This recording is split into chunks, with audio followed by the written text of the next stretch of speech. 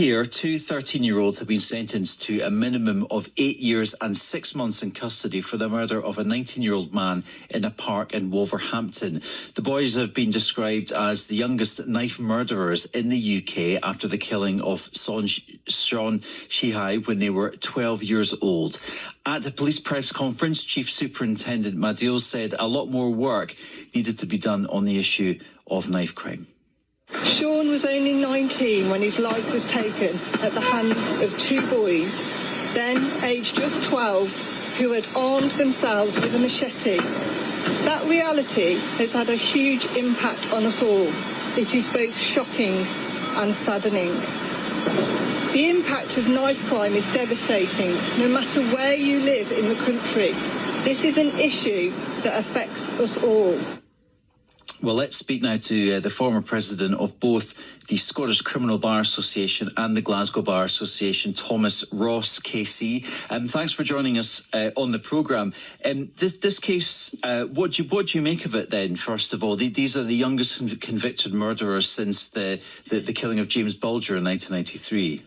Yeah, I mean, it's an extremely tragic case in every sense, but apart from the Bulger case, I can't think of a case offhand where the murderers were so young.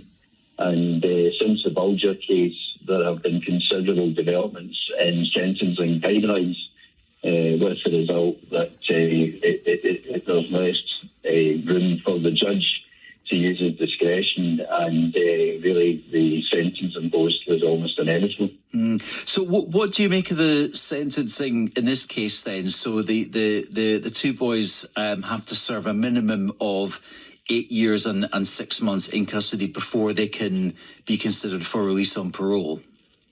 Yeah, I mean, because they were under 14, then the English sentencing guideline suggests that the starting point is 13 years. So in other words, the judge could not have given them more than 13 years, but then has to build in any mitigatory factors which are put forward. And he observes in relation to one of them that the boy was younger, was nearer to the age of 12 than he was to 13. I think the other one was at the time of the crime. So they're extraordinarily young for such a serious offence. And if the highest sentence they could have been given was a punishment part of 13 years, then inevitably it was going to be a lot less than that if this was their first offence, and being so young, they haven't in time really to commit any other offences. So do the sentencing guidelines work differently in Scotland then for similar crimes? Well, we don't have in England, the sentence is set at 13 years for people so young. We don't have that. So we have sentencing guidelines for young people, and what we say is that young people who are under the age of 25, and these kids are much younger than that, should have sentences which are lower than adult offenders, as it's put. And quite recently in Scotland, there was a punishment part imposed of about 12 years for somebody who I think was about 16 at the time. But, that's the problem. We're comparing cases where the accused are 15, 16. There's one or two of those cases, but there really is nothing to compare this with. They're so young. I can't tell you. You asked me last week what the kids who are 12 and 13 get for murder. I wouldn't be able to tell you, because I've never seen any case like that, and nobody else has either, other than the Bulger case.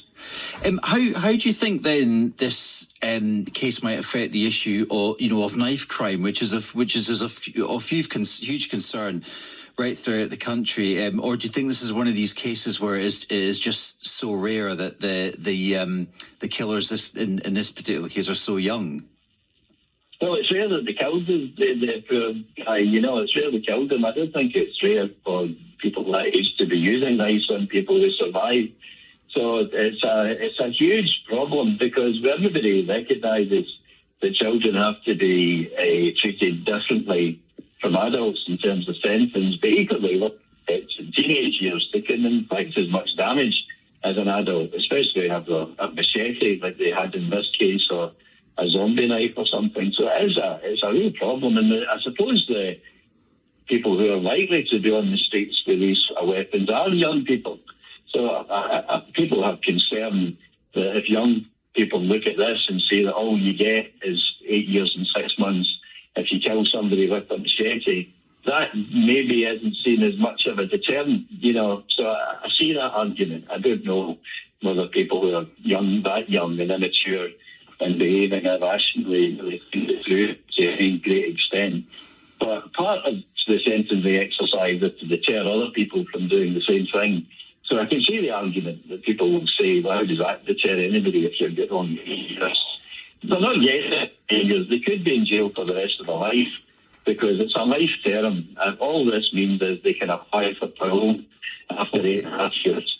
Okay. They might be out in 8 years, or, they might be in for 18 years. Nobody knows. Okay, thank you very much for that. That's the senior lawyer, Thomas Ross, KC. Apologies for the slight scratchiness of the line at the end of that interview there.